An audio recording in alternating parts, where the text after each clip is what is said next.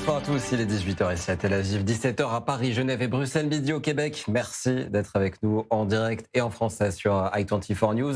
Une heure pour décrypter l'actualité de ce mercredi soir. Et avant de décrypter l'actualité de ce jeudi, j'avais envie de partager avec vous ces images. Images de résilience, de persévérance, de ténacité, de courage, de combativité. C'était à Tel Aviv cette semaine. Un défilé de mode a été organisé par l'une des plus grandes écoles au monde, ici en Israël, l'école Shenkar à Ramat Gan. Un défilé de mode réunissant des combattants en processus de réhabilitation. Objectif, redéfinir la relation entre le corps, les blessures et la mode avec cette question: que se passe-t-il quand la mode cesse de cacher les corps blessés et meurtris? Chaque vêtement a été conçu après un processus méticuleux autour de l'histoire du modèle d'un soir. Et vous voyez les sourires et la fierté sur tous ces visages. Bref, une véritable source d'inspiration, d'optimisme et de foi en l'avenir.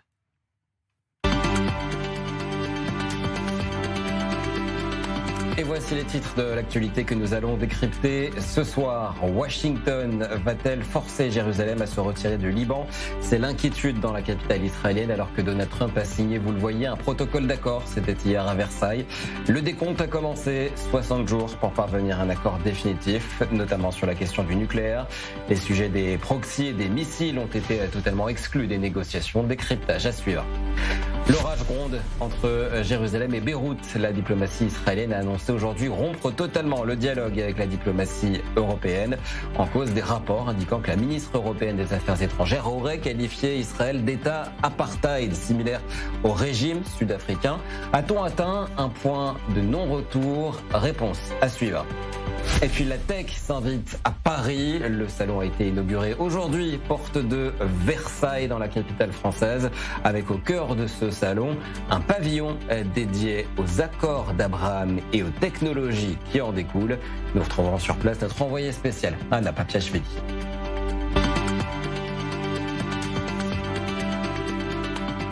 Et laissez-moi vous présenter nos décrypteurs du soir. Docteur Léa Lévy, médecin de famille, bonsoir, merci d'être avec nous. Docteur Guillaume Bensoussan, chimiste, bonsoir, merci d'être avec nous. Et je ne suis pas docteur. Et docteur Mathias Inbar, expert défense i24 News, merci également Mathias d'être avec nous ce soir. On va regarder ces images, c'est certainement l'une des images de la semaine, du mois, voire de l'année, la signature donc de ce protocole d'accord Iran-États-Unis par Donald Trump.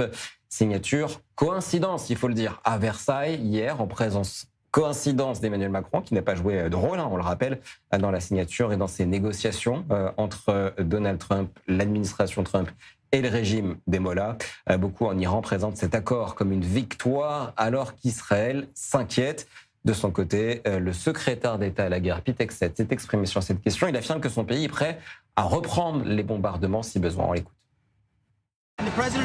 Le président a souligné que nous serions prêts à reprendre les négociations si, dans les délais impartis, l'Iran ne respecte pas ses engagements, renoncer à ses armes nucléaires, à ses ambitions nucléaires, céder ses matières nucléaires et fermer ses installations nucléaires. Le ministre de la Défense est alors prêt à intervenir si nécessaire. Mais si l'Iran ne se conforme pas à nos exigences, nous sommes plus que capables de réimposer un blocus inflexible. Ici, il n'y a pas de concession. Ici, il n'y a pas de confiance. Tout est question de vérification. Et le ministère de la Défense soutient pleinement tout cela. Le président est prêt à réitérer de manière dévastatrice ce que nous avons déjà fait. Mathias Inbar, des menaces en l'air de la part du secrétaire d'État à la guerre américain. On ne va jamais reprendre des bombardements. Ça semble plus des mots que des actes, dans la mesure où Donald Trump et J.D. Vance, le duo, sont complètement engagés dans une voie que j'estime pratiquement sans issue, et je ne vois pas comment, au moment où on se parle, l'équipe américaine pourrait inverser la tendance, sachant en plus que son establishment militaire est contre lui, et contre ce duo, puisque la CIA, Pete Hegseth, le secrétaire à la guerre, le chef du CENTCOM, sont contre cet accord. Et aujourd'hui, on est vraiment face à une division de l'administration américaine, où vous avez même J.D. Vance qui raille, qui se moque presque sur Internet ou dans certaines interviews de ceux qui s'opposent au sein même du Parti républicain. Donc on est allé très très loin quand même du côté de Donald Trump et de son vice-président. Le scénario le plus plausible selon vous, c'est 60 jours, puis 60 jours, puis 60 jours, puis 60 jours, etc. C'est toujours ce qu'ont fait les Iraniens. Ils sont pros à ce jeu. Ils n'ont jamais respecté le timing. Ils ont toujours traîné les pieds. Et de manière générale, vous savez, on dit souvent, quand vous regardez les enfants, regardez du côté des parents et de leur éducation. Ben, regardez ce que font le Hamas et le Hezbollah. Ils traînent les pieds, ils ne veulent pas négocier, jamais. Ils ne respectent pas le cessez-le-feu. Qui est le parent du Hamas et du Hezbollah? C'est l'Iran qui a appliqué, qui a donné les règles, et donc il va en faire de même. Peut-être un mot rapide aussi sur la question des missiles. Donald Trump a dit que l'Iran avait le droit d'avoir des missiles hier, que tout le pays avait droit à des missiles, donc pourquoi pas l'Iran? C'est inquiétant pour Israël. Demandez aux enfants de Haïfa, de Harad, de Dimona, regardez le cratère de Dimona, où des dizaines, des centaines de familles ont perdu leur maison, où la famille de Beit Shemesh, 9 morts, c'est ça qu'il appelle des missiles qui s'abattent dans les champs? 9 morts. Une famille entière a été décimée. Peut-être qu'il devrait présenter ses condoléances ou même ses excuses à la famille à Beit Shemesh. Et on rappelle que dans l'arsenal des missiles iraniens, il y a des missiles à fragmentation qui sont illégaux, évidemment. Et il n'y a pas eu de mots sur ça hier, notamment dans les propos de Donald Trump. Guillaume Bensoussan, est-ce que c'est une capitulation qui a été signée hier à Versailles en présence de la France? Alors, il y a un côté très symbolique dans ce qui s'est passé à Versailles hier. Quand on regarde ne serait-ce que la chronologie et l'endroit où ça s'est déroulé, on pense à deux choses. La première, c'est évidemment le traité de Versailles, c'est-à-dire un traité dont on sait qu'il va préparer la fin de la première moitié funeste du XXe siècle. Et il y avait déjà des Cassandres pour s'apitoyer sur ce très mauvais traité. Moi, j'ai eu l'impression de voir une sorte de très mauvais remake hier, quand on a vu Donald Trump sortir ce traité d'on ne sait trop où. Et deuxième chose, aujourd'hui, nous sommes le 18 juin. Le 18 juin, c'est l'appel du général de Gaulle. Cet appel du 18 juin, il répond à un autre appel qui avait eu lieu 24 heures plus tôt, qui était celui du 17 juin, qui était celui du maréchal Pétain. Et donc, hier, en voyant la concomitance de ces événements, je dois dire que j'ai été saisi d'effroi. Quand on ajoute les déclarations que Trump a faites sur la question des missiles, sur le fait que le Hamas s'était très bien comporté finalement depuis quelques jours, sur le fait qu'après tout, l'argent de l'Iran devait lui être restitué puisque c'était son argent, et tout un tas d'autres déclarations plus fantasques les unes que les autres, j'ai l'impression depuis hier qu'on vit dans une sorte de cauchemar réveillé et que l'accumulation de ces déclarations sont tellement plus rocambolesques les unes que les autres qu'on est groggy et on ne sait pas encore comment réagir. Léa Lévy, c'est une opportunité ratée pour Benjamin Netanyahou d'utiliser, entre guillemets, celui qu'on a présenté comme le président le plus pro-Israël de l'histoire, à tel point que le Likoud a annoncé cette semaine qu'il allait enlever toutes les affiches qu'il y avait où on voyait Benjamin Netanyahou et Donald Trump ensemble pour la campagne législative. Je pense que, en fait, il faut comprendre que dans ce conflit, nos intérêts à nous et les intérêts des Américains n'étaient pas les mêmes.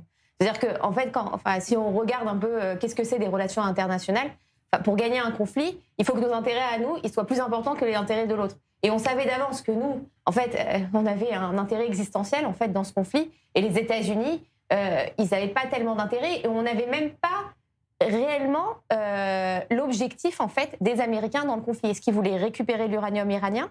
Est-ce qu'ils voulaient libérer le détroit d'Ormuz qui à l'époque n'était pas occupé en réalité?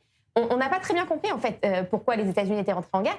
Et on savait, d'avance, malheureusement, on savait d'avance que les États-Unis allaient terminer sur un échec, parce que, en fait, les États-Unis, du fait de ce problème d'implication qu'ils sont loin, en fait, du conflit et que c'est un conflit qui ne les concerne pas, on voit qu'au Proche-Orient, ils n'ont jamais réussi, en fait. Est-ce que je peux ajouter quelque chose? Parce que il me semble avoir compris qu'il devait y avoir cette décapitation du régime qui devait se passer de manière très rapide, et ensuite qu'il devait y avoir, une invasion terrestre des Kurdes depuis le nord de l'Iran. Or, Erdogan s'est opposé farouchement au fait que cette opération terrestre puisse avoir lieu, et dès lors, on sait très bien que des campagnes de pilonnage intensif ne mènent jamais, ou alors de manière tout à fait exceptionnelle, à un changement de régime. Il y a très peu d'exemples.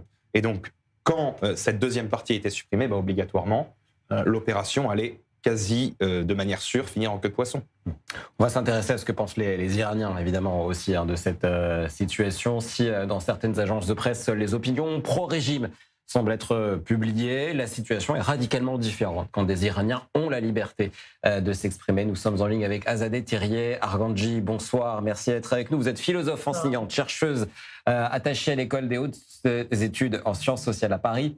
Dans quel état d'esprit êtes-vous ce soir ? Je ne vais pas bien. Je ne vais pas bien, comme tout le monde, je crois. Et je suis inquiète, profondément inquiète. Mais en même temps, je reste confiant parce que je me suis dit que nous sommes tombés tous tellement bas qu'au finalement, nous pouvons se relever. En fait, nous pouvons faire des choses ensemble. Et peut-être, il est temps aussi pour nous, pour toutes les personnes qui sont dans le Moyen-Orient, de penser que ça y est, on est adulte, on est autonome et on peut faire les choses nous-mêmes sans l'Europe, sans les États-Unis. Je pense que notre destin doit être entre nos mains plus que jamais. C'est à nous de changer la règle du jeu. Est-ce que vous avez réussi à avoir des contacts avec vos proches en Iran ? On sait que parfois Internet revient, parfois ça c'est recoupé par le régime.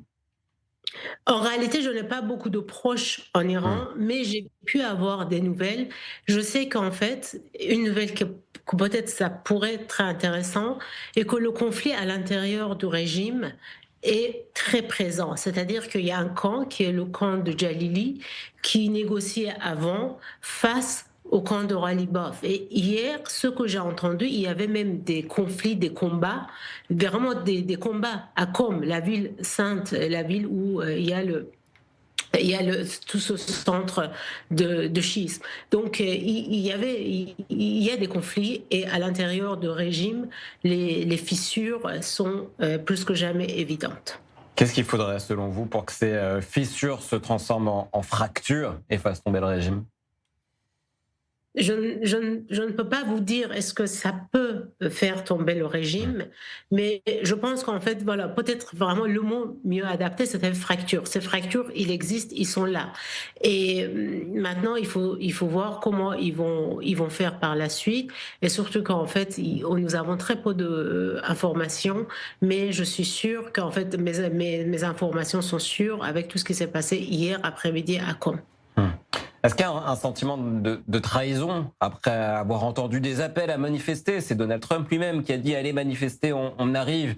Puis, une fois que la guerre a été déclenchée, des appels disant « restez chez vous, vous inquiétez pas, quelque chose va arriver et vous allez pouvoir ressortir ». Il y a un sentiment d'avoir été abandonné, trahi par la puissance américaine ? En fait, je pense qu'on était tous en quelque sorte un petit peu naïfs. C'est-à-dire que nous avons pensé qu'à partir du moment qu'on va descendre dans la rue, qu'à partir d'un moment que Donald Trump va dire que on va venir vous aider, tout peut se faire, et que nous avons pensé qu'en fait nous, ou peut-être les Iraniens, ou même avec l'aide des Israéliens, on peut faire des choses. Et on a négligé quelques points cruciaux dans tout ce qui s'est passé. Tout d'abord, nous n'avons pas, je pense, en tout cas en ce qui me concerne, j'ai pas regardé de près la diplomatie américaine. C'est-à-dire qu'une diplomatie, en fait, j'ai pas vu vraiment qu'il existe une diplomatie parallèle. C'est-à-dire qu'il y a Marco Rubio, mais à côté, il y a Kouchner. À côté de Kouchner, il y a Witkoff. Et qu'est-ce qui se passe entre eux ? Il y a aussi les intérêts. Il y a les intérêts commerciaux, il y a les intérêts financiers. Aujourd'hui, en regardant, je suis tombée en fait sur une page, c'était 19 mars 2026, c'était Commission d'enquête des finances du Sénat américain, qui parlait en fait des intérêts financiers de ces personnes-là, de certaines personnes qui étaient des négociateurs dans tout ce qui se passait en Iran et leur intérêt financier avec notamment le Qatar. Donc on voit qu'en fait, nous avons négligé un petit peu cette diplomatie parallèle qui fonctionne en fait avec... c'est une diplomatie transactionnelle en quelque sorte. Nous avons peut-être un petit peu négligé ce côté-là et malheureusement, ce qui est arrivé. Ça, c'est une part. Et après, tout le monde sait que nous avons tous sous-estimer aussi un petit peu la puissance de la République islamique et tout ce qu'il peut faire, en fait, toute sa capacité de nuisance. Mais une chose qui restera importante est que le message qui envoie cet accord au monde entier est clair. Il suffit d'intimider, il suffit de tuer, il suffit en fait de faire tout ce qu'on veut pour pouvoir résister et obtenir ce qu'on veut. Mathias, je crois que vous aviez une observation. Non, c'est-à-dire qu'au moment où effectivement Donald Trump disait aux personnes de rester chez eux, ce qui me dérange, c'est qu'effectivement, ils sont restés chez eux, donc ils ont écouté les consignes. En revanche, jusqu'à l'entrée en guerre des Américains et des Israéliens, fin février, il y avait encore des manifestations.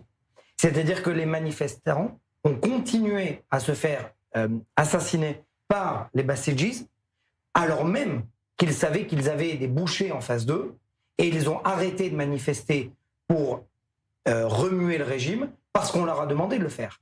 Mais j'essaye de réfléchir, est-ce que s'ils avaient continué à manifester alors que le régime était tangent, est-ce que ce n'aurait pas fonctionné?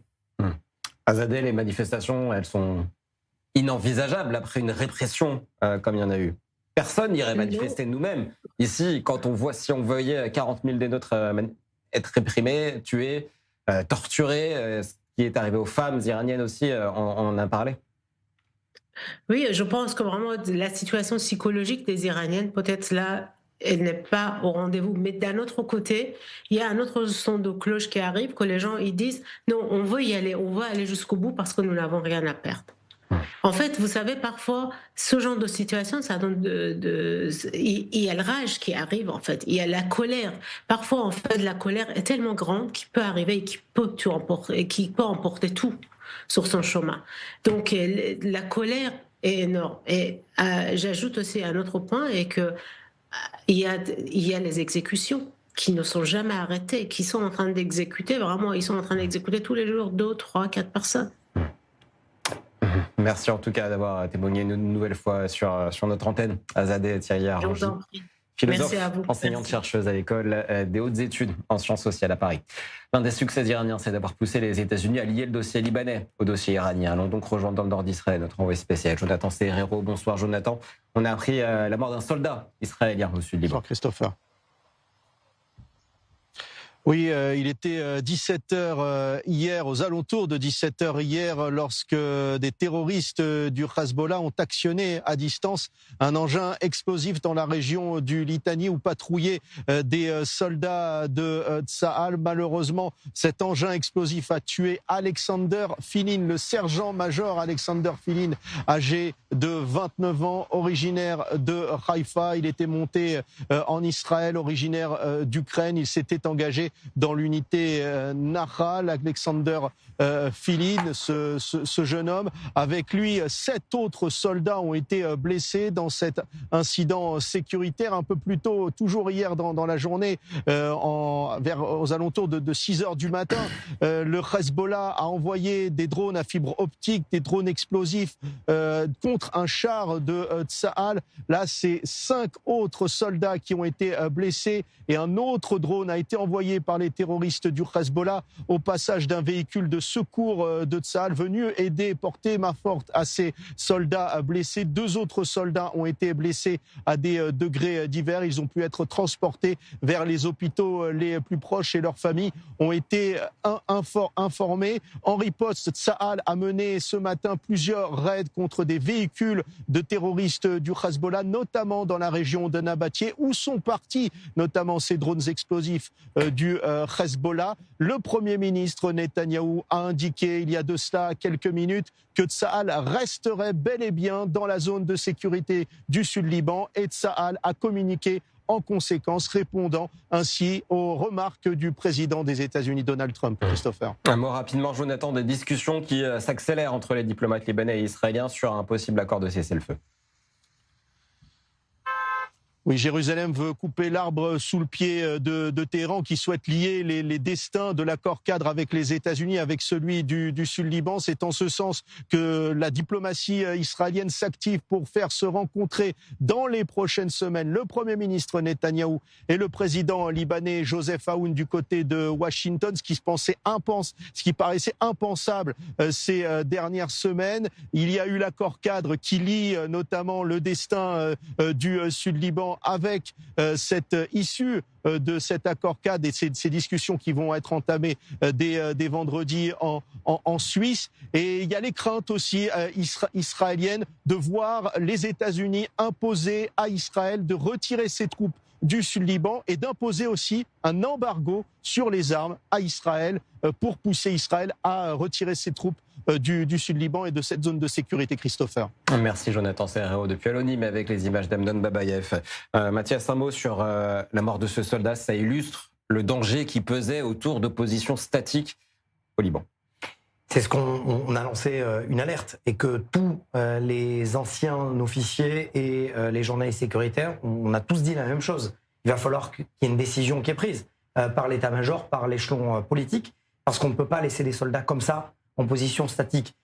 Ça me fait penser, vous savez, entre 82, 83, paix en Galilée, l'opération, et 2000, la sortie du Sud-Liban, c'est exactement tous les jours que les soldats israéliens se faisaient canarder par des obus de mortier ou par des mines explosives par le Hezbollah ou Hamal ou d'autres groupes terroristes. Il ne faut absolument pas qu'on revienne à cette situation. Il faut que Tsahal soit en mouvement ou alors dans des places suffisamment nettoyées pour ne pas être justement atteints comme ils le sont quasiment tous les jours. Par ordre d'idée, quand même, c'est plus de 20 à 25 drones explosifs qui s'abattent sur les soldats. Parfois, il y a des soldats qui restent cloîtrés à l'intérieur d'une maison qu'ils viennent d'inspecter parce que cette maison sert d'arrière-cour au Hezbollah pendant plusieurs heures parce qu'il n'y a pas la possibilité de sortir à cause de ces mini-drones. C'est pas possible. On va évoquer l'aspect diplomatique aussi de cette situation. Pour cela, nous sommes en ligne avec Emmanuel Lavonne, professeur de relations internationales et prochain ambassadeur d'Israël au Japon. Bonsoir, merci d'être avec nous. On semble assister à une rupture entre Jérusalem et Washington. Elle est réelle, cette rupture, selon vous ? Je pense qu'il y a d'abord un désaccord très clair entre Israël et les États-Unis, entre le gouvernement israélien et le gouvernement américain, sur l'accord qui a été signé à Versailles. C'est très clair que le désaccord est ouvert, il est profond sur les clauses de cet accord. Donc maintenant, il va falloir voir comment les choses vont évoluer en termes des négociations. Je le rappelle, il s'agit d'un accord intérimaire qui doit ouvrir une période de 2 mois de négociations. Il faudra voir évidemment ce que les États-Unis vont négocier, ce qu'ils vont céder ou ne pas céder pendant cette période de 2 mois. Est-ce que Jérusalem a encore le pouvoir de dire non à Washington sur ce dossier libanais ? Il y a eu plusieurs instances dans le passé où Israël a tenu bon face aux pressions américaines. Ça n'est pas toujours possible, mais ça a été le cas à certaines occasions dans le passé. Sur la question du Sud-Liban, il est clair que là-dessus, de mon point de vue en tout cas, Israël doit être très ferme, puisqu'il n'est pas question de permettre au Hezbollah et aux forces d'Erdogan de se reconstituer à la frontière d'Israël, alors même que d'après l'accord signé entre les États-Unis et l'Iran, eh bien les fonds l'argent iranien va être libéré, permettre à l'Iran de renflouer le Hezbollah, et que le Hezbollah lui-même déclare qu'il n'a aucune intention de désarmer. Donc dans de telles conditions, il n'est pas question pour Israël de perdre cette ceinture de sécurité face au danger et à l'agression du Hezbollah, toujours soutenu par une république islamique, un régime de la république islamique aujourd'hui qui va être renfloué avec le dégel de ses avoirs. Restez avec nous, Emmanuel Lavonne. On va parler d'autres relations diplomatiques qui ne sont pas vraiment au beau fixe, celles entre Jérusalem et Bruxelles. On a assisté aujourd'hui à une passe d'armes sur Twitter X entre les chefs de la diplomatie israélienne et européenne. Gideon Sa'ar affirmant rompre les relations avec Kaja Kallas, c'est la ministre européenne des Affaires étrangères, en cause des propos rapportés de l'européenne comparant Israël au régime d'apartheid en Afrique du Sud. Gideon Sa'ar demande à son homologue européenne de retirer ses propos si elle les a vraiment tenus, car il n'y a pas de confirmation. Décryptage à suivre dans la seconde partie des décrypteurs, et puis on vous amènera également dans les coulisses du salon Vivatech. L'inauguration, c'était il y a quelques minutes à peine, porte de Versailles à Paris, alors que les relations diplomatiques sont compliquées en ce moment pour Israël. Eh bien, il y a un pavillon dédié aux accords d'Abraham et à la technologie qui ressort de ces partenariats entre Israël et les pays du Golfe. On en parlera avec notre correspondante Anna Papia-Geveli juste après une courte pause. Restez avec nous, on revient dans quelques minutes en direct et en français évidemment sur Actu24news. À tout de suite.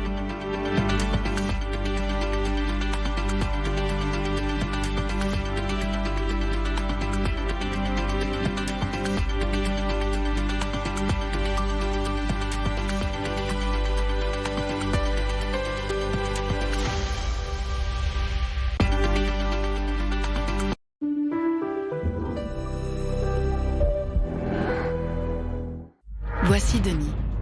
Denis va tester un véhicule équipé d'un airbag Takata présent dans de nombreux véhicules. Lorsqu'un airbag Takata est défectueux, il peut vous blesser, voire vous tuer au lieu de vous protéger. Denis, lui, n'a pas changé son airbag Takata. Vous, n'attendez pas. Airbag Takata défectueux, le danger est réel. Son remplacement est gratuit. Vérifiez immédiatement si votre véhicule est concerné sur le site airbagtakata.fr.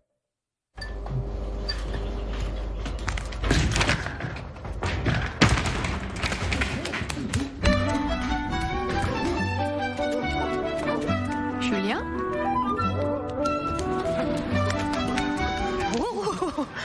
Vous avez besoin d'une nouvelle salle de bain. Ici, il y a tout ce qu'il faut. Une salle de bain à refaire. Direction Casto. Les salades sont ici. Brocoli. Bonjour, pardon. Excusez-nous. Vous n'étiez pas au courant ? Le thème, c'était les légumes. On a fait une visio à ce sujet. J'ai raté la visio. J'ai eu une coupure internet chez moi. Parce que là, niveau nutritionnel, le hot dog, c'est pas top. Il y a quand même de la salade. Désolée. Sinon, chez SFR, pas de problème. Avec Internet Garantie, vous basculez votre connexion en 4G en cas de coupure. Ah, c'est pas mal ça. SFR, on s'engage pour vous. Israël-Somaliland, le pari historique. Un accueil d'État officiel dans le seul pays au monde qui puisse lui en offrir un. Le président du Somaliland foulant le tapis rouge en direction de la résidence du président israélien à Jérusalem. Signe d'une relation privilégiée naissante entre le Somaliland et Israël. Les magnifiques images du peuple du Somaliland brandissant des drapeaux israéliens pour célébrer cette nouvelle relation ont réchauffé tous nos cœurs, monsieur le président. Aujourd'hui, nous sommes tout aussi heureux de voir les drapeaux d'Israël et du Somaliland flotter ici, à la résidence présidentielle et dans tout Jérusalem. Israël a reconnu le Somaliland en décembre dernier. Premier pays à le faire et le seul à ce jour. Certains États ont traité le Somaliland comme une entité indépendante, mais seul Israël lui a accordé une reconnaissance officielle. Les Somalilanders sont enthousiastes, du président Abdirahman Mohamed Abdullahi jusqu'au dernier citoyen.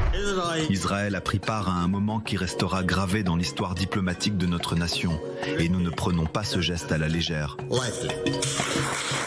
Le président Abdullahi s'est également rendu au mémorial de la Shoah de Yad Vashem, un moment fort, chargé de symboles. L'apogée de la visite est pour demain. Le président Abdullahi rencontrera le premier ministre israélien Benjamin Netanyahou et inaugurera l'ambassade du Somaliland à Jérusalem.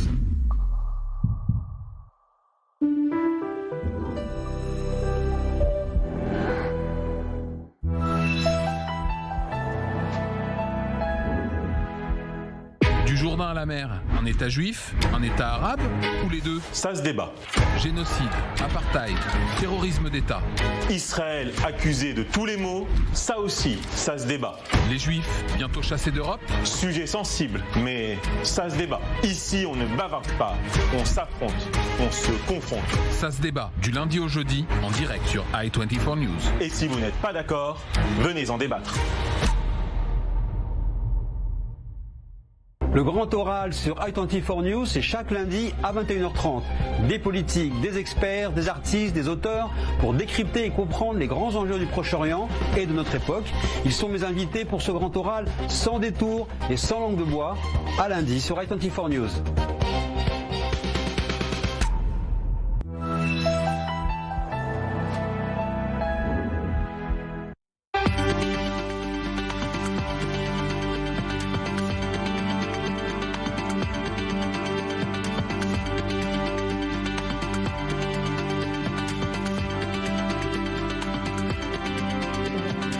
De retour en direct en français sur i24 News. Merci d'être avec nous. On poursuit notre chapitre diplomatique avec ce torchon qui brûle donc entre Jérusalem et Washington. Regardez cet échange de tweets entre Gideon Sa'ar, ministre israélien des Affaires étrangères, et Kaja Kallas, son homologue européenne. D'abord ce tweet de Gideon Sa'ar qui dit Madame Kaja Kallas agit depuis un certain temps de manière obsessionnelle et avec un manque de décence lamentable contre l'État d'Israël. Récemment, il a été largement rapporté qu'au cours de sa visite au Mexique, elle a comparé Israël au régime d'apartheid raciste qui prévalait en Afrique du Sud. Jusqu'à présent, Mme Kallas s'est abstenue de toute forme de démenti, de réponse ou de commentaire de sa part concernant ses propos. Par conséquent, je n'ai d'autre choix que de rompre tout contact avec Kaja Kallas. Vous voyez le tweet de réponse de la chef de la diplomatie européenne. Cher Gideon, comme vous le savez, l'UE et Israël ont beaucoup de choses qui nous lient. J'apprécie notre dialogue et notre engagement. Je suis ouvert à poursuivre dans cet esprit de manière respectueuse et constructive. Le dialogue est le fondement de la diplomatie, surtout lorsque de divergences surgissent. L'UE est toujours engagée dans toute relation constructive avec Israël pour amener la paix au Moyen-Orient.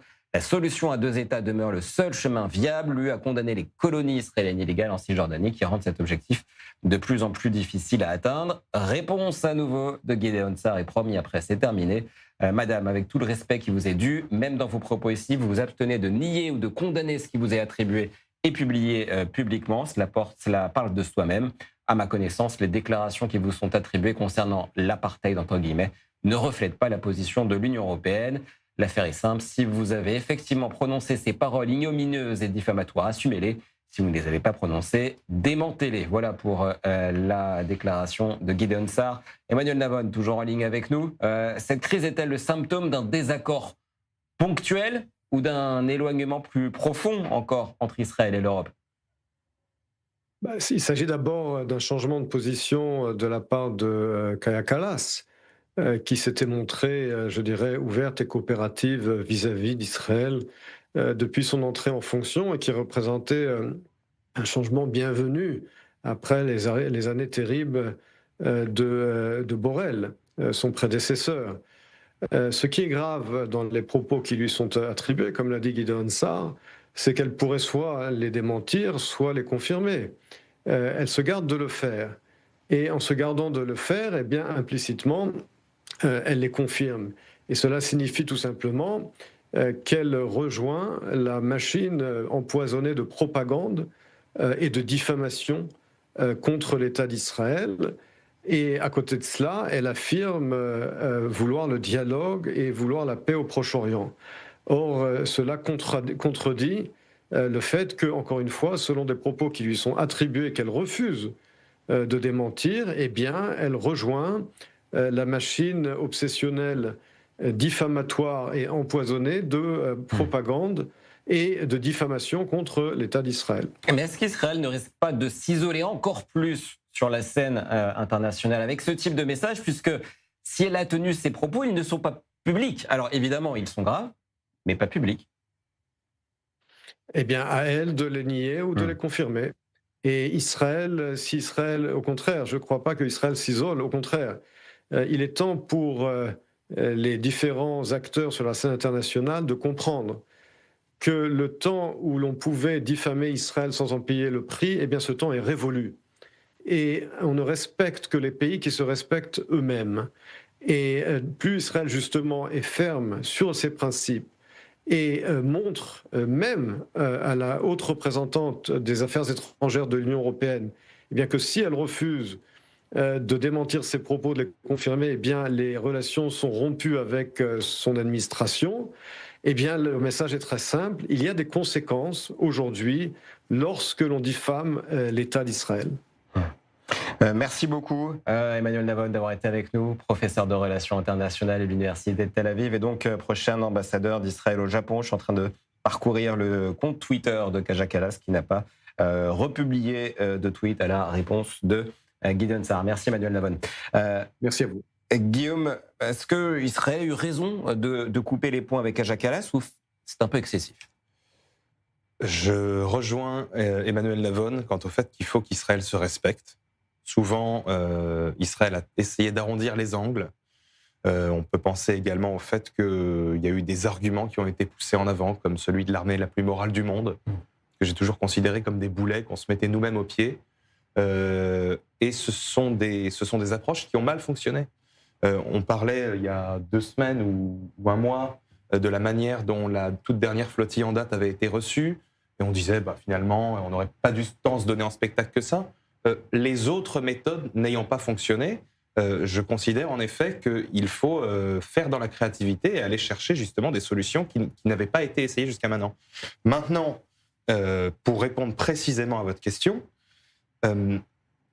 j'ai l'impression que Kaja Kallas finalement abandonne, que l'Union européenne se range finalement un peu de la même manière que en tout cas Donald Trump a laissé croire.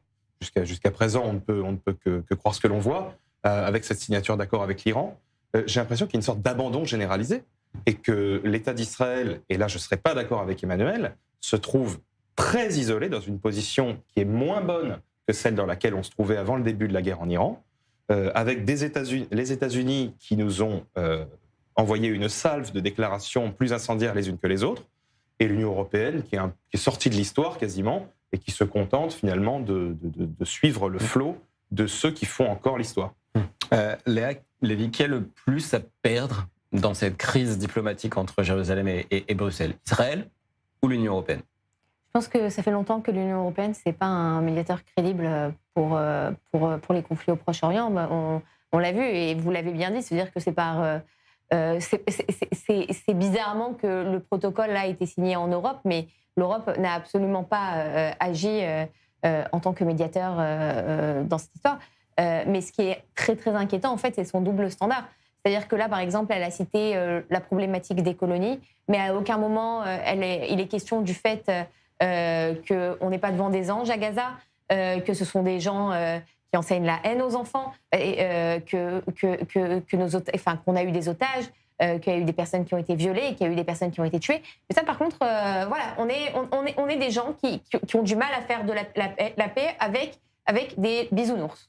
Mathias. Pourquoi aller chercher à Gaza? Pourquoi aller chercher au Sud-Liban? La famille Fogel a été charcutée, jetée, après les faits, à Itamar.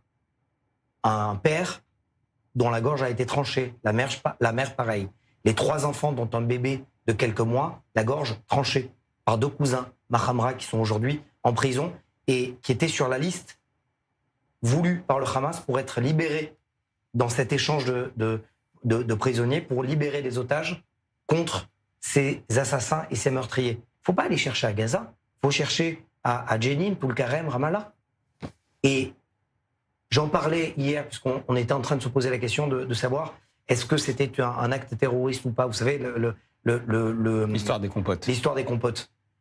En 2002, qu'est-ce qui s'est passé? Un terroriste du Hamas qui a voulu empoisonner avec un chef tout un café à Jérusalem pour mettre un produit pour déclencher des crises cardiaques quelques heures plus tard pour masquer les faits. Il ne venait pas de Gaza, il venait de Judée-Samarie. Cette hypocrisie-là, de la part de certains Européens qui disent « Ah oui, mais ça se passe à Gaza, il faut un... » Vous vous souvenez de ce qu'a dit le secrétaire général des Nations Unies? Un contexte. Un contexte. Est-ce qu'on peut trouver un contexte à un terroriste qui rentre dans une maison un vendredi soir et qui charcute une famille entière et qui se prend en photo pendant les faits? Que quand c'est en Israël, a priori. Est-ce qu'on peut penser à ça lorsque des fidèles, vous vous souvenez de la synagogue de Arnof? Bien sûr. Des terroristes sont rentrés dans une synagogue à Arnof. On n'est même pas à Itamar, en Judée-Samarie, on est à Arnof, au centre de Jérusalem. Là aussi, j'y étais. On ne peut pas me mentir. J'ai été 5 minutes après les faits. Ils sont rentrés avec des haches ils ont égorgé des fidèles de plus de 70 ans, dont un a été décapité. C'était des terroristes qui venaient d'un quartier des Est de Jérusalem. Il est où le contexte? Il est où elles sont où ces explications? À un moment, il faut être crédible. C'est tout simplement. Qu'est-ce qui explique que le monde n'entend pas tout cela et continue à prendre des positions anti-Israël? On va en parler tout à l'heure. Glorifie les Palestiniens, quels qu'ils soient, on a l'impression. Je ne me souviens plus de qui avait dit ça. En tout cas, je me souviens bien de la citation. En histoire, il n'y a que 3 variables qui comptent. Le nombre et le nombre. Il y a 15 millions de juifs dans le monde. Il y a 2 milliards de musulmans. Donc, obligatoirement, bien, le nombre faisant loi, je pense que ça doit être le cas de Kaja Kallas, par exemple, qui regarde l'état de la démographie en Europe, ce que certains qualifient de grand remplacement, je fais partie de ces gens-là, qui se disent... du côté de la France insoumise, on dirait la Nouvelle France. Voilà, la France insoumise parle de Nouvelle France, mais elle parle même de grand remplacement maintenant, puisqu'elle avance son agenda, justement, la démographie aidant. Eh bien, Kaja Kallas se dit, très, très logiquement, le camp des gagnants est tout indiqué. Il vaut mieux que je sois du côté de ceux qui, demain, vont prendre le pouvoir par les urnes, parce que, jusqu'à preuve du contraire, l'ensemble des pays d'Europe jouent selon les règles de la démocratie. Et en ce qui concerne les États-Unis, on n'en est pas encore là, mais il y a d'autres raisons. On a parlé des midterms la semaine dernière, on a parlé de la bourse, on a parlé justement de la Coupe du Monde de football, des 250 ans de l'Amérique. Il y a pas mal d'événements qui font que, bon, si on pouvait justement faire en sorte que tout le monde soit un peu content, et Israël, ce microscopique pays qui nous casse pas mal les pieds à tous, eh bien, si c'est le bouc expiatoire, c'est finalement pas si grave. J'ai l'impression que c'est une logique qui s'impose malheureusement dans la tête de plus en plus de monde autour du globe.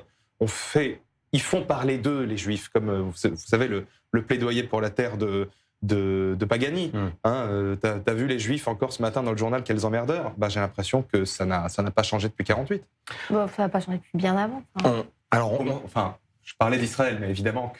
On va revenir à présent sur cette volonté de Paris de faire citoyens d'honneur les Palestiniens. Le maire de Paris veut soumettre un vote pour attribuer cette citoyenneté d'honneur à tous les civils palestiniens, aux journalistes palestiniens ou à ceux qui se présentent comme journalistes. Emmanuel Grégoire juge cette décision comme, je cite, un acte de paix. Il affirme que Paris a toujours lié son nom à la liberté des peuples et à la dignité humaine. Anne Hidalgo, elle, avait octroyé la citoyenneté d'honneur aux otages enlevés par le Hamas. Léa Lévy, qu'est-ce que vous inspire cette initiative de la ville de Paris? Ça m'inquiète beaucoup. Anne Hidalgo était assez amie avec Israël et je pense qu'elle avait vraiment l'envie. C'était vraiment, je pense que c'était une amie du peuple juif. Aujourd'hui, je pense qu'on est entouré d'ennemis et je pense que voilà, c'est quelque chose de populiste, c'est électoral et c'est ce double discours complet, très très français, très parisien. Et c'est des choses qui n'ont pas changé, c'est des choses qui sont anciennes. C'est exactement comme toutes les problématiques de jumelage avec les villes israéliennes qui sont en train de disparaître et qui sont énormément contestées. Et c'est malheureux. Et j'espère, en tous les cas, que la vérité sortira sur tous ces citoyens d'honneur. Parce que moi, par exemple, dans le monde de la médecine, je vois bien qu'est-ce qui sort au fur et à mesure sur les médecins arrivés, réfugiés palestiniens, qu'on pense comme des malheureux, et puis qu'on découvre au fur et à mesure que ce sont des complices de meurtre. Et je pense que tout ça va se révéler au fur et à mesure. Est-ce que, selon vous, Guillaume, il y a une forme d'écran de fumée, entre guillemets, allumé par la mairie de Paris, qui est empêtrée dans des scandales autour de pédocriminalité dans les écoles municipales parisiennes, enfin dans les écoles parisiennes? C'est une façon pour Emmanuel Grégoire de dire « Allez, regardez ailleurs ». C'est une excellente supposition. Je tenais juste à apporter un petit bémol quand même sur Anne Hidalgo, la grande amie des Juifs. Elle avait tout de même remis les clés de la ville de manière officielle à Mahmoud Abbas, à Abou Mazen, qui n'est pas connu pour ses intentions pacifiques vis-à-vis de l'État d'Israël et du peuple juif. Mais oui, effectivement, il y a ce scandale que nous, chez Reconquête, nous avons essayé à corps et à cri de faire connaître à l'occasion notamment, mais avant également, des municipales, via la candidature de Sarah Knafo, qui a beaucoup parlé de ça. Malheureusement, ça n'a pas été relayé par les médias traditionnels en France, que ce soit les médias de grande écoute ou bien les chaînes d'infos. Et donc là, on se rend compte que, on attend 2-3 mois après justement que la campagne soit passée, qu'Emmanuel Grégoire ait été réélu en grande pompe, pour pouvoir enfin s'autoriser à parler de ce scandale, mais absolu. Absolu. C'est-à-dire que la pédocriminalité dans le périscolaire, c'est quelque chose qui est connu depuis longtemps. Rachida Dati a daigné en parler au second tour comme une sorte de cartouche ultime. Là encore, on voit le cynisme de certains politiques. Et donc, Emmanuel Grégoire multiplie quelques annonces. Vous parlez de décerner cette citoyenneté honorifique. Il y a aussi sa vidéo qu'il a postée hier sur les réseaux pour annoncer qu'il allait permettre à tous de se baigner dans le canal Saint-Martin. Là encore, c'est quand même assez pathétique pour ceux qui ont pu consulter la séquence. Est-ce que j'ai 5 secondes? 5 secondes. 5 secondes, montre en main. Allez, je veux juste nous citer Yohann Tayeb, parce qu'il fait des actions et il travaille beaucoup, il est apolitique aussi, et c'est lui qui a beaucoup travaillé justement à Paris, en lobbying, auprès de la mairie de Paris et auprès des instances, pour enlever la médaille d'honneur justement attribuée à Mahmoud Abbas. C'était important quand même aussi de lui remettre cela. Et alors que Paris va rendre hommage aux civils gazaouis, un civil gazaoui, lui, affirme qu'Israël devrait peut-être gérer la bande de Gaza. Il décrit une situation sanitaire devenue catastrophique à cause du Hamas, qui ne se préoccuperait que de ses propres intérêts. Le Hamas qui ferait régner la peur sur tout le monde, selon son témoignage. Cet habitant affirme, je cite, « Pour la plupart des habitants de Gaza, peu importe qui dirigera le territoire, l'Égypte ou même Israël, comme dans les années 70-80, un témoignage effectué auprès de nos confrères d'Israël Hayom. Mathias, on peut revoir des manifestations à Gaza où finalement, comme en Iran, vous disiez tout à l'heure, regardez ce que font les parents et les enfants, c'est impossible face à la répression du Hamas, qui a été documentée aussi par l'ONU. Je ne vois pas comment de telles manifestations peuvent reprendre, parce que les rares manifestations qui ont émergé, d'abord ont été réprimées, d'autre part, ceux qui ont été accusés sans tribunal, bien évidemment, de coopération ou de collaboration avec Israël, ont terminé au sol avec des balles de Kalachnikov à bout portant sur les genoux pour les empêcher de remarcher un jour. On a vu ces scènes terribles de ces hommes qui sont battus quasiment à mort et jetés dans les escaliers pour causer encore plus de dégâts. On a vu aussi, par exemple, la milice, l'une des milices qui avait pris le contrôle d'un des quartiers de Djbalia, dans le nord de la bande de Gaza. Eh bien, lorsqu'ils se sont approchés trop près du Hamas, eh bien, certains ont été pris d'assaut, en otage, et matraqués et torturés. Voilà, c'est la triste réalité de la bande de Gaza. Mais en même temps, voilà, on ne les voit pas. On ne voit pas ces scènes, hormis peut-être certains influenceurs qui veulent les mettre en avant. Léa, la communauté internationale s'intéresse vraiment à ce qui se passe entre le Hamas et les civils gazaouis? J'ai pas regardé combien de vues avait fait cette vidéo. C'est intéressant à savoir. Moi, j'ai peur pour ce monsieur. C'est-à-dire que je pense pas qu'il a une espérance de vie très longue. Je me dis, pour faire une telle déclaration, c'est qu'il ne compte pas tellement sur ses jours, puisque je pense que c'est très, très dangereux de faire une telle déclaration à Gaza, et j'ai peur pour lui. Et je pense pas que, malheureusement, on puisse le sauver et le ramener en Israël. Mais je pense que beaucoup de Gazaouis pensent comme ça. Je pense que personne ne peut le dire, parce que c'est pas une démocratie. Enfin, on peut dire que, voilà, en Israël, on peut manifester, on peut bloquer des routes, on peut faire plein de choses, mais alors à Gaza, on ne peut pas le faire. Oui, on ne peut pas le faire, en effet, on peut bloquer des routes, qu'on soit de droite ou de gauche. On a eu d'ailleurs ce débat hier soir. On va évoquer la guerre en Ukraine très rapidement et ses conséquences en Russie. Regardez ces images de Moscou ce matin. Des dizaines de drones ukrainiens ont frappé une raffinerie de pétrole de la capitale russe pour la deuxième fois cette semaine. La date et le lieu de cette vidéo que vous voyez ont été confirmés de manière indépendante. Le ministère russe de la Défense a affirmé que plus de 500 drones avaient été abattus à travers le pays, dont 180 autour de Moscou. Ces images sont vraiment celles de la capitale russe. Une agence de presse d'État a affirmé qu'il s'agissait de l'attaque la plus importante contre Moscou cette année. Le président ukrainien s'est exprimé sur ces frappes dans un message envoyé aux journalistes sur un groupe WhatsApp. Volodymyr Zelensky affirme qu'il s'agit d'une réponse à une attaque russe contre un monastère de Kiev. Écoutez. Malgré les 3 lignes de défense aérienne de Moscou, nous avons affirmé que nous les atteindrions. Si Poutine ne souhaite pas mettre fin à cette guerre et veut la poursuivre, nous ne resterons pas les bras croisés, nous riposterons.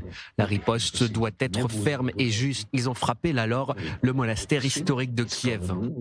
Nous ne voulons pas de cette guerre et nous ne l'avons jamais voulu. Tout le monde le sait, nos partenaires le savent aussi. Et nous ne voulons absolument pas que l'Ukraine brûle à cause de l'ennemi. Mais si l'Ukraine brûle, Moscou brûlera aussi. C'est pourquoi nous le répétons, il est temps de mettre fin à l'agression. Il est temps de mettre fin à cette guerre.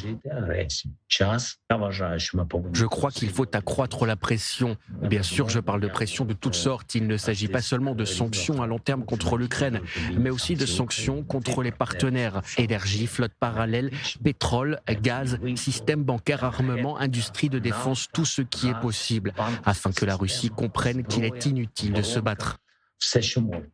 Ouais, en France, à présent, avec la 10e édition du salon Vivatech, l'un des plus grands salons de la technologie, de l'innovation en Europe. Il a ouvert ses portes ce soir à la porte de Versailles à Paris, et malgré le contexte sécuritaire difficile, de nombreuses startups israéliennes, cette fois-ci, ont fait le déplacement pour ce rendez-vous incontournable de la tech. Les détails avec notre correspondante sur place, Anna Papiachvili. Bonsoir, oui, Vivatech célèbre son 10e anniversaire jusqu'au samedi 20 juin. Le salon attend près de 180 000 visiteurs. 14 000 startups sont inscrites ici, 4 000 partenaires et 3 600 investisseurs. C'est l'occasion aussi de mettre la lumière évidemment sur l'intelligence artificielle. Invité fil rouge, pourrait-on dire, de ce premier rendez-vous des startups et de la tech au niveau européen. Et parmi toutes ces startups, évidemment, les startups venues d'Israël. Il y a environ une trentaine de startups sur tout ce salon. Et il y a une délégation évidemment israélienne qui est présente ici. Et une quinzaine de startups ont décidé de s'installer sous cette tente qui se trouve juste derrière moi. Vous voyez, c'est la tente d'Abraham, Abraham in Tech. En fait, tout simplement, c'est une initiative de Elnet pour essayer de connecter les startups issues des pays signataires des accords d'Abraham. Alors ici, on a donc des startups israéliennes, des startups marocaines et des startups émiraties qui dialoguent ici et qui parlent évidemment de paix via les nouvelles technologies. C'est une paix concrète, ce n'est pas qu'une paix avec une signature sur un papier où on parle aussi de reconnaissance. C'est vraiment du concret, c'est du business, comme nous expliquent les différentes start-upers qui se trouvent ici. En même temps, cette tente, elle est ouverte évidemment à tous, ouverte à tous ceux qui veulent justement peut-être faire travailler dans le sens de la paix et coopérer pour justement cette paix future. En tout cas, on le sait, la situation géopolitique est quelque peu ici, évidemment pour Israël, compliquée dans le monde. Néanmoins, la plupart de cette délégation israélienne nous explique avoir été plutôt bien accueillis ici et que justement Israël garde toujours ce côté très attractif de la Startup Nation. Je vous propose d'écouter quelques-uns de ces start-upers venus donc ici dans l'Hexagone. Je pense que l'innovation israélienne, et plus particulièrement celle de Tel Aviv, qui a été classée hier au 4e rang mondial parmi les principaux pôles technologiques, est quelque chose auquel tout le monde s'identifie et auquel beaucoup souhaitent prendre part. C'est aussi une formidable plateforme de rapprochement. Lorsque les gens se connaissent, les barrières tombent, ils travaillent ensemble et à terme, la prospérité économique et les liens créés favorisent également la coopération au niveau des États, avec l'espoir que cela contribue même à renforcer la paix.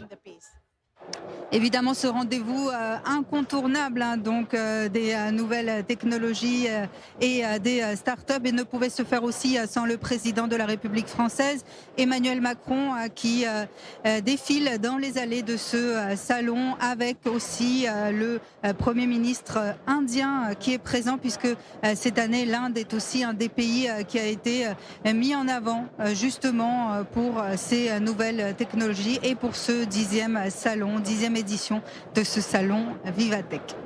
Merci Anna Papiachvili depuis le salon Vivatech à Paris, spécial d'Innovation d'ailleurs la semaine prochaine sur ce salon Vivatech. Et puisqu'on parle de technologie, un mot de Toy Story Le 5e volet sort aujourd'hui en Israël. Il est sorti hier en France. L'histoire se raconte du point de vue de Jessie, la cowgirl. Toute la troupe voit arriver un nouveau jouet, une tablette tactile. Ce 5e volet explore l'amitié, l'évolution de l'enfance et l'impact de la technologie sur les relations humaines. Une histoire qui se heurte à l'actualité avec de plus en plus de pays qui interdisent les écrans ou les réseaux sociaux en dessous d'un certain âge. Regardez à ce sujet la réaction de l'un des acteurs qui prête sa voix à l'un des personnages de Toy Story 5. C'est un sujet énorme à aborder et on ne sait pas vraiment comment trouver le bon équilibre. Mais ce qui est intéressant, c'est qu'ils n'ont pas forcément présenté la technologie comme quelque chose de négatif. Elle est là pour rester. En même temps, il faut aussi se réveiller et prendre conscience de l'importance du lien humain, du fait d'être avec quelqu'un et de ressentir la présence d'une autre personne. C'est là que réside la véritable force, tu vois. Guillaume, Léa, Mathias, on va tous aller voir Toy Story 5 ensemble. Avec plaisir. Avec plaisir. Il faut d'abord qu'on le regarde avant de montrer aux enfants. Allez-y, on fait ça. Merci en tout cas d'avoir décrypté l'actualité avec nous. Docteur Guillaume Bensoussan, chimiste. Mathias Inbar, notre expert défense, qu'on retrouve dans la grande édition ce soir. Évidemment, docteur Léa Lévy, médecin de famille. Merci à tous les trois d'avoir été avec nous. Merci à vous de nous avoir suivis également. Merci de votre fidélité à i24 News en français. Ce soir à 20h, l'édition du soir, donc présentée par David Neumann. 21h, votre rendez-vous. Ça se débat. Raphaël est toujours en vacances, bien mérité. Ce sera donc avec Océane Nicole ce soir.